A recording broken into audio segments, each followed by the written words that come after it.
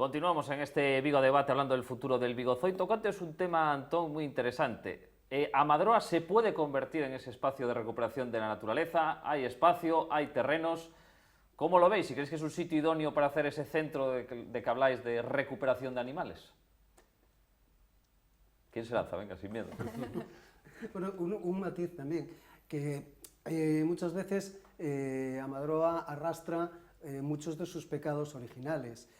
Algo también a tener en cuenta. A quien se le ocurrió que el sitio perfecto era lo alto de un monte, justo en la ladera orientada al norte, había que llevarlo a él a pasar una temporadita en invierno encerrado en una jaula, porque recordemos, no es una metáfora, los animales morían de frío en Amadroa.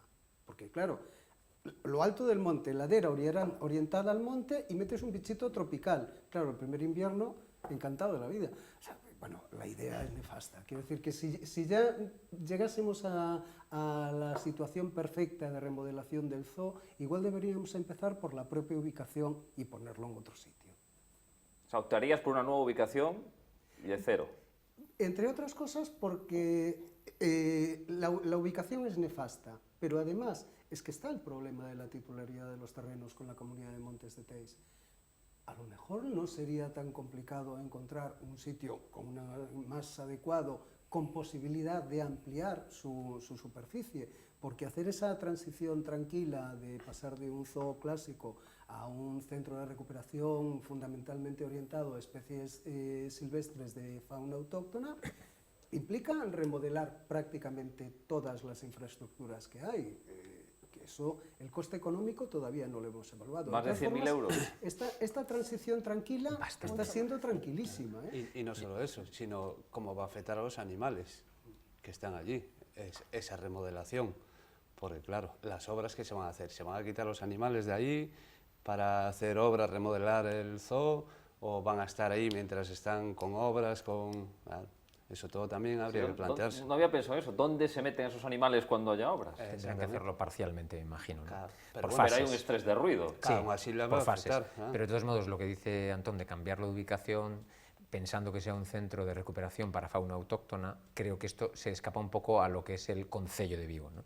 O sea, creo que esto ya sería una responsabilidad más autonómica, más de la Xunta de Galicia, y ahí ya tenemos algún centro de recuperación, o sea, cada provincia tiene el suyo, que está dotado de unos fondos pues, de la comunidad autónoma, y es difícil que la Xunta de Galicia vaya a invertir en una institución que es municipal, cuando lo que buscamos es algo que se escapa un poco de los límites del Concello de Vigo, ¿no? Pero sí que creo que es el futuro, aula de naturaleza, educación y recuperación de animales.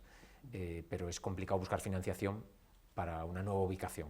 Sí, pero bueno. Y máxime, teniendo en cuenta que el centro de recuperación el que corresponde a la provincia de Pontevedra está nuevo, está recién inaugurado, es decir, una vez que se trasladó de Cotorredondo a Carballedo, es que la Xunta de Galicia acaba de inaugurar un centro de recuperación de fauna silvestre para la provincia de Pontevedra completamente nuevo. Hombre, que el zoo sirviera como soporte o centro auxiliar a la recuperación, además de como destino de los irrecuperables, hombre, sería sencillísimo. Ponerse de acuerdo el Concello y la Xunta. Sabemos que en Vigo otra cosa no, pero la afabilidad y el buen trato entre el Concello y la Xunta, donde llegar a un acuerdo es la norma, esto no tendría ninguna dificultad. Bueno, pero ironías aparte, sí que hay un problema de competencias, claro, porque gestión de fauna silvestre formalmente corresponde a la Xunta. Sí. No, o sea, el coste que conlleva remodelar el zoo.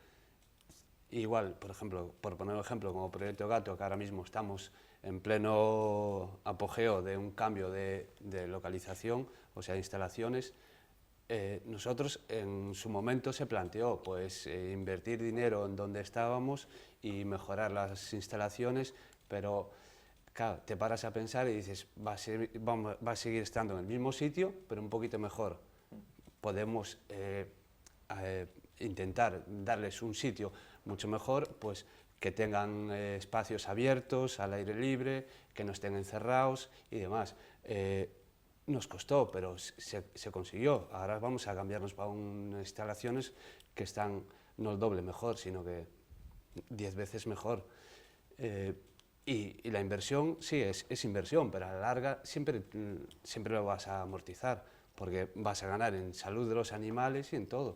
Y no sé yo si se plantean buscar otro lugar, si sería tan difícil. No sé, ahí ya tendrían que estudiarlo. El coste económico sería muy grande y no creo que realmente que el ayuntamiento quiera hacerse cargo de... Pero yo no sé si... el ayuntamiento. Pero ¿y compensa invertir lo que van a invertir en el zoo? Si está en una mala ubicación, si las instalaciones... Es que ya para empezar, yo realmente creo que se hace por a ojos de la gente, Claro. de cómo está la situación, de que en teoría se quiere evolucionar, pero si se quisiera hacer bien, esa no sería, no sería la forma realmente. Van a poner unas tiritas para... Es lo que creo yo, sí. Es una patata caliente que tienen Exacto. ahí y quieren dar otra imagen, me imagino. Sí. pero yo creo que tendrían que plantearse pues, Claro. un poquillo más, no Que solo se ha destinado una partida de 100.000 euros, un poco más. ¿Eso llega? Yo creo que no, realmente, me parece muy poco. 100.000 euros para cualquier obra. Es que en ese caso llega, ¿para qué? Ya. Es decir, El término exacto claro, es contratación de un servicio de desarrollo de las actividades del programa educativo de Vigo Zoo. Claro, pero esos 100.000 euros son para las visitas que hacen los escolares y el público en Efectivamente. general, guiados y no sé qué. Esto no es para remodelar el zoo y convertirlo en un centro de recuperación de fauna silvestre, es para el proyecto educativo que desarrolla el zoo. Es decir, no, esto no va a tocar nada de la estructura. Pues ni habría de que la hacer una concepción partida del zoo. nueva en los Una presupuestos. partida nueva. Y por eso decía que la transición es tranquilísima. Yo la primera vez que escuché lo de que el zoo ya estaba obsoleto y había que cambiar radicalmente su concepción para esto que estamos diciendo fue solo hace 25 años, nada más. Quiero decir, está siendo efectivamente tranquila la transición. Pero esto depende de lo ambiciosos que queramos ser. Si además de hablar de fauna silvestre autóctona, hablamos también de recuperación de especies de razas autóctonas en peligro de extinción, que estas sí están adaptadas al contacto con seres humanos. Pero es que tenemos un listado enorme de gallinas, de ovejas, de vacas, de burros, que están razas autóctonas en peligro de extinción. Es que aquí enfrente, el burro fariñeiro de Morrazo, una raza autóctona, se nos está extinguiendo delante de las narices. Una especie además que ha convivido siempre con nosotros y que además se está extinguiendo y encima somos unos miserables, porque es un animal que nuestra economía agraria dependió de él. Los hemos tratado como esclavos, siempre a nuestro servicio, y ahora que los hemos sustituido por un chimpín, estamos dejando que se extinga una especie autóctona. ¿Por qué no se pueden recuperar estas especies autóctonas? Que precisamente aplicando la educación ambiental, un burro fariñeiro no tiene nada que envidiarle a un tigre de Bengala a la hora de fascinar a las personas. ¿Por qué no lo dedicamos a una grave carencia que tiene todo este país? No tenemos un centro de acogida a CITES. El CITES es el Convenio Internacional de Especies de Fauna Silvestre, es decir, un convenio que dice que si una especie está en peligro de extinción, pues por ejemplo en Galicia, si esa especie tú te la encuentras en Nueva Guinea, allí no puede estar catalogada como un peligro de extinción porque esa especie allí no existe, te la has llevado tú en una maleta. Entonces lo que se hizo es un convenio internacional que dice que especies amenazadas de extinción en un país pasan a tener la misma consideración en el resto de los países. Preciosa la ley, pero el problema es, y una vez que requisas uno de estos animales que se han importado ilegalmente, ¿qué haces con él? Teóricamente, el Estado español tendría que tener una red de centro de acogidas CITES para destinar esos animales con el objetivo de, posteriormente, devolverle a sus países de origen y que se reintrodujeran en la naturaleza. No existe. Le han encomendado esa tarea a los zoos. Claro, a los 6 meses de aplicarse el CITES en España, todos los zoos saltaron por los aires, saturados de todo lo que había acumulado. Podemos hacer un centro para recoger esas especies de comercio ilegal, que al final también la reintroducción en sus países de origen es que depende. En muchos de sus países de origen son las propias autoridades las que están colaborando en este mercado ilegal. Es decir, tú puedes encontrarte con un tití leonado que cuando lo devuelvas a Brasil, el mismo agente de aduanas que lo recoge, por la otra puerta se lo vende al siguiente. Esto es una triste realidad que tenemos que asumir también. Y estos animales, que es un comercio internacional enorme, están en estos momentos en un limbo. El tráfico ilegal de animales es uno de las, bueno, pues después de drogas y armas, creo que es el tercero en el mundo que más dinero mueve, ¿no? Sí. Barbaridad. ¿Y ese centro de acogidas podría estar en Amadroa? Ahí es que tendríamos que hablar de unas instalaciones que, aparte del enriquecimiento ambiental, climatizadas como mínimo y con unos requerimientos muy exigentes, porque cuando hablamos del comercio ilegal de especies de fauna silvestre, estamos hablando de especies de todo el mundo, donde en cualquier momento, en cualquier puerto, en cualquier aeropuerto, en cualquier aduana, te puede aparecer todo lo que te puedas imaginar y muchas cosas que no te podrías ni imaginar. Te pueden aparecer. Te pueden aparecer perfectamente en una maleta 7 crías de mono. Perfectamente. Te puede aparecer un oso panda, te puede aparecer un titilo. O sea, las especies más amenazadas de extinción en el mundo que te puedas imaginar te pueden entrar en cualquier momento por un aeropuerto. Evidentemente, porque hay alguien que las compra. Oye, ¿se os ocurre una ubicación nueva para este centro de recuperación, centro de acogida en Vigo? Vosotros que también trabajáis en asociaciones, que trabajan en montes, algún sitio que dice, oye, pues aquí se podría hacer. Pues es complicado porque al final Vigo, zonas de montes, la mayoría son comunidades de montes y demás, entonces la verdad es que lo veo complicado. Imagínate, nos está costando solo 30 años nada más encontrar una ubicación en una zona que está constantemente todo su perímetro en contacto con el mar, donde hay instalaciones abandonadas de antiguas conserveras o la ETEA, instalaciones abandonadas a pie de costa por docenas. Todavía no hemos encontrado un sitio para instalar el centro de recuperación para mamíferos y tortugas marinas. Esto es una triste realidad, sí. Pero las focas que hablábamos antes con María, ¿no? En Plato Abierto, estos días llegó una foca nueva a las instalaciones del CENMA. Las instalaciones del CENMA tienen capacidad para tener un cachorro de foca. Y si por casualidad aparecen 2, ya la situación se complica mucho. Y en el resto de Galicia no hay ninguna instalación preparada para esto, y muchas veces en invierno aparecen varios ejemplares, ¿no? Entonces, unas instalaciones, como decía Antón, se lleva peleando, pues no sé, como unos 15 años, 20 años. Veterinarios que estaban implicados en la recuperación de mamíferos marinos se han tenido que marchar a otras zonas de España porque aquí nunca se llegó a concretar este proyecto.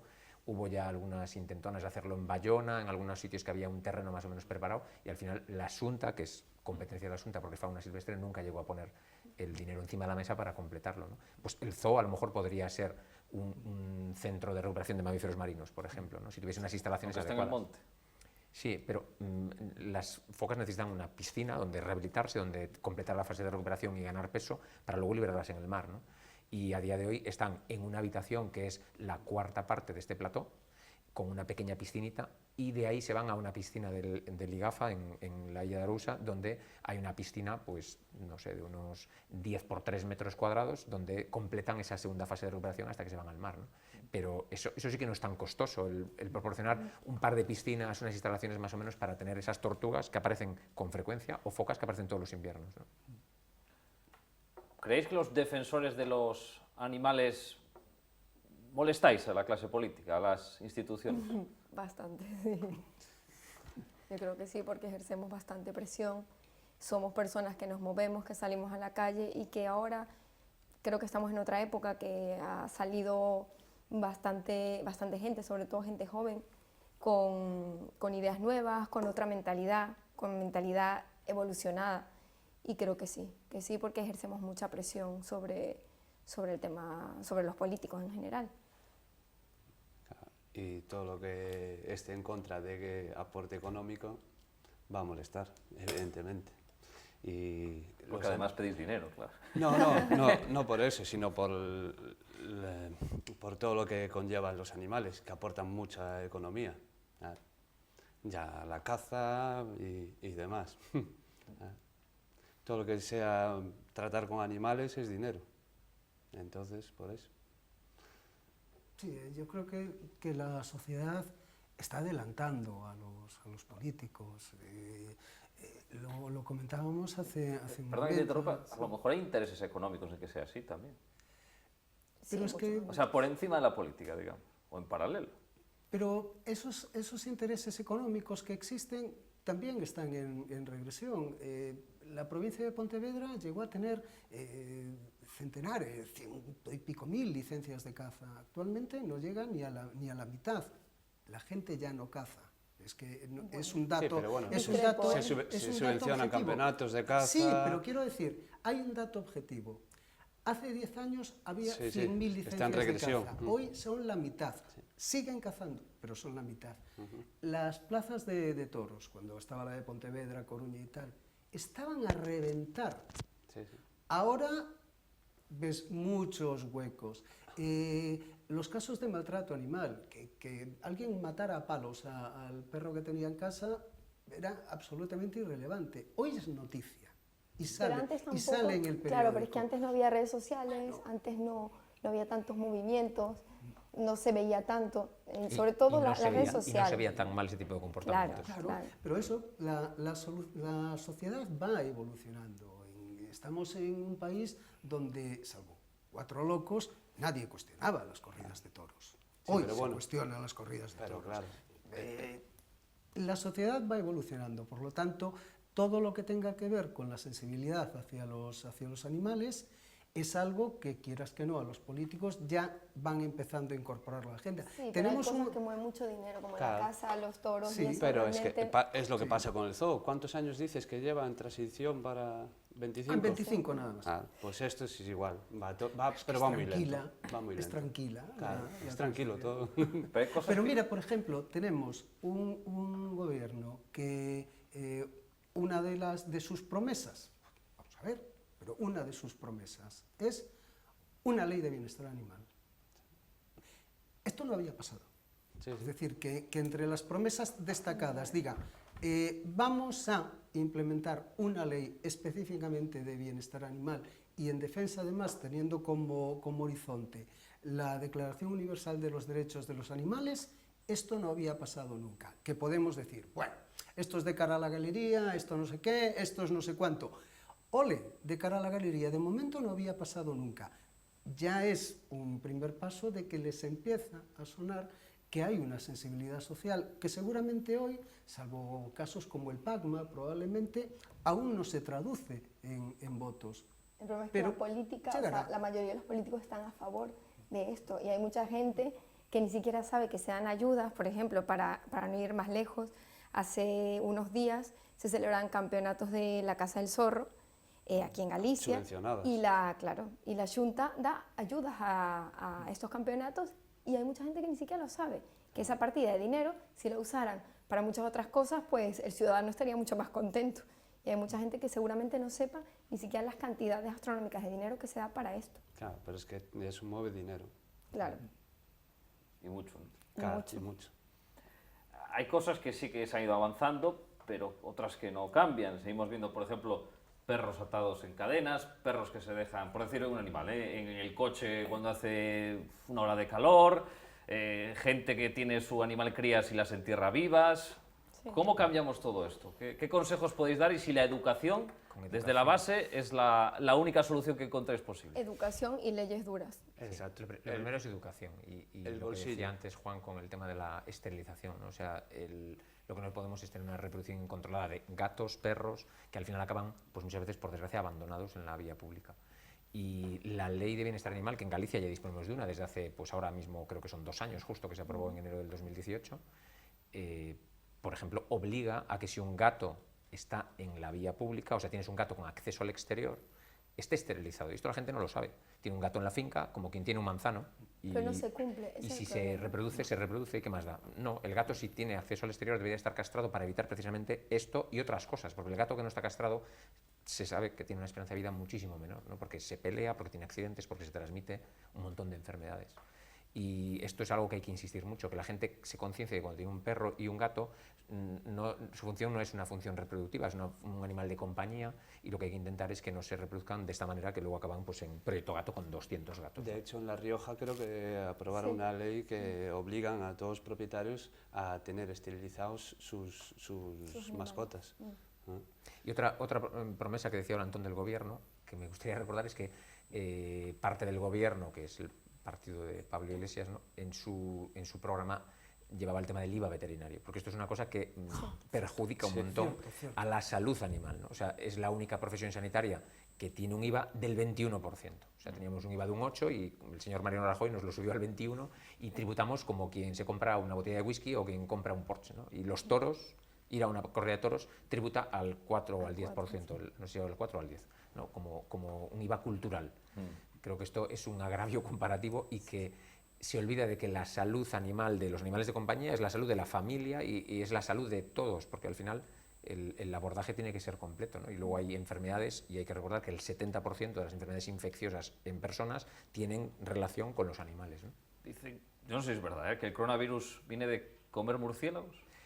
Algo por ahí hay, sí. Hay seguramente Hay mutaciones. debate sobre qué animal es, Sí, pero parece que es el murciélago. Sí, porque parece ser que en China pues hay como un poco de tendencia a tener todos los animales ahí un poco separados. Poco separado. Y entonces hay mutaciones de virus. El anterior coronavirus, el del SARS, ¿no? El síndrome respiratorio, también tenía origen en China, pues por lo mismo, porque no hay unas buenas condiciones higiénicas, porque se juntan gallinas con animales silvestres, con murciélagos, y al final los virus pues van mutando, ¿no? Bueno, todo dependido ya del mercado que hay de animales, ¿no?